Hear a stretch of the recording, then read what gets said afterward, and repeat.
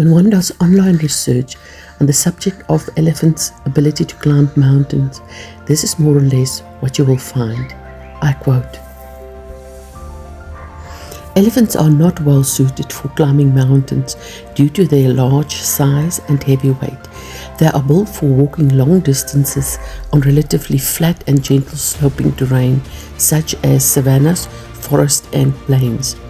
Their legs and feet are designed for stability and strength rather than the agility required for steep and rocky surfaces.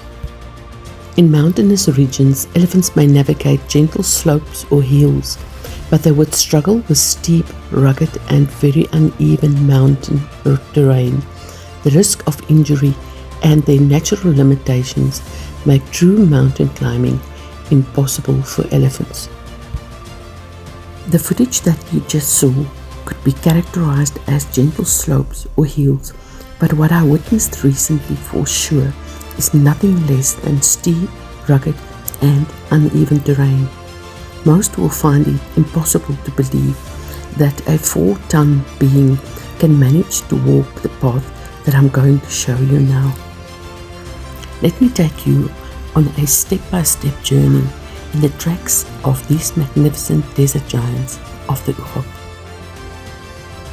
One day, I came across the tracks of 2 bulls outside of the Oegop dry riverbed, going towards the river, and I decided to follow it as this was not one of their regular paths.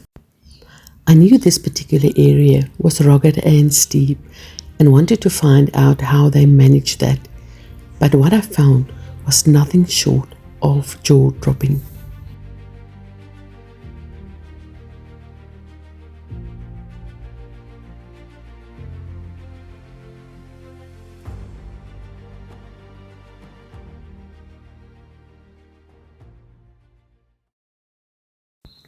The first portion of the path was a gentle slope and fairly even. Because the area was rocky, there were no visible tracks to follow, but a dung trail was clear.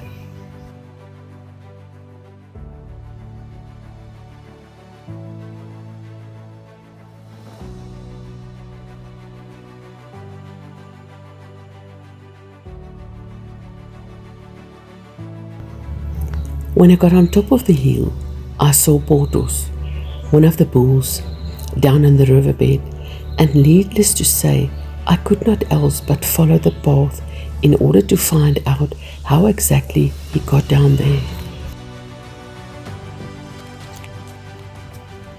Judged by all the dung, it was obvious that it was a path that has been used quite a lot.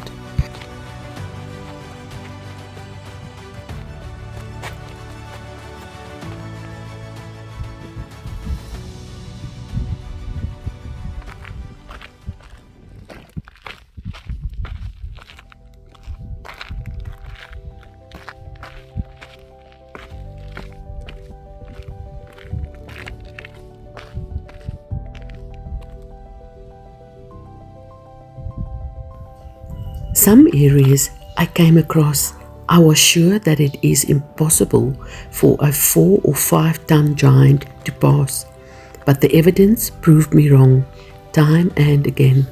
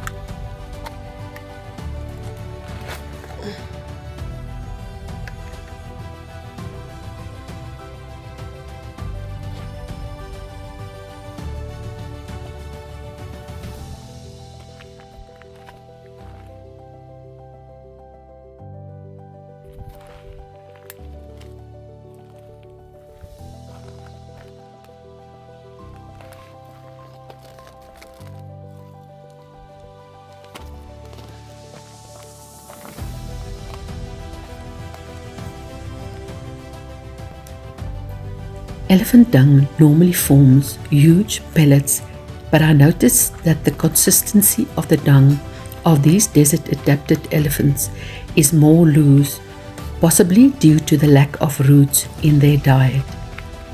Roots normally feed the Akkermansia gut bacteria that binds the pellets, and of course, hard surfaces like these rocky areas also have an influence on the way a dung trail presents.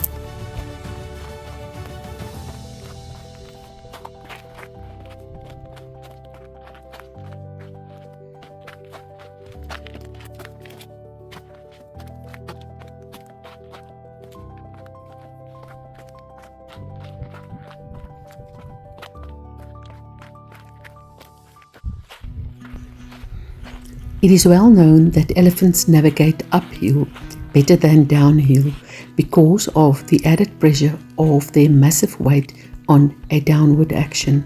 What makes this even more unbelievable is the way they have to navigate a path like this. It cannot be by sight alone, as it is not possible to see down at their feet level, which means they have to navigate through seismic signals and ground-based vibrations with the highly sensitive Pacinian corpuscle cells present in their trunk and feet. And of course, their remarkable memory plays a role.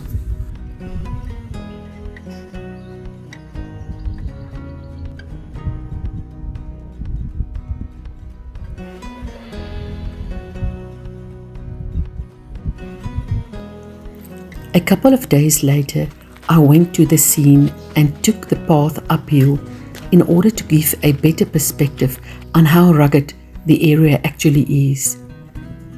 I also took a stick with me to measure the height of some of the steps they have to take on this particular path. I was astonished by what I found.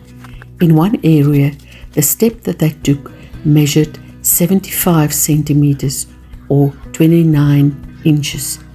For a massive being of 4 to 5 tons, this is no easy task.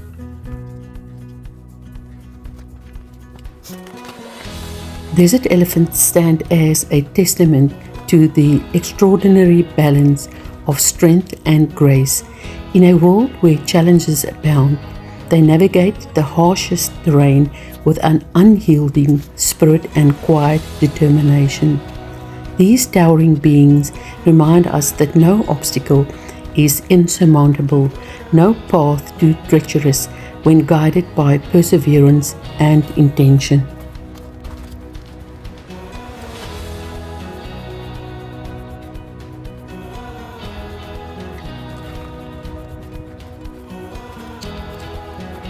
Their massive feet leave soft imprints on the rocky terrain, a fleeting trace of their journey through a landscape that seems unyielding but ultimately bends to their will. With each step, these elephants forge a path not only for survival but for inspiration. May their story encourage us to embrace our own rugged terrains, to walk forward with courage and adaptability, and to cherish the marvels of a natural world that never ceases to amaze.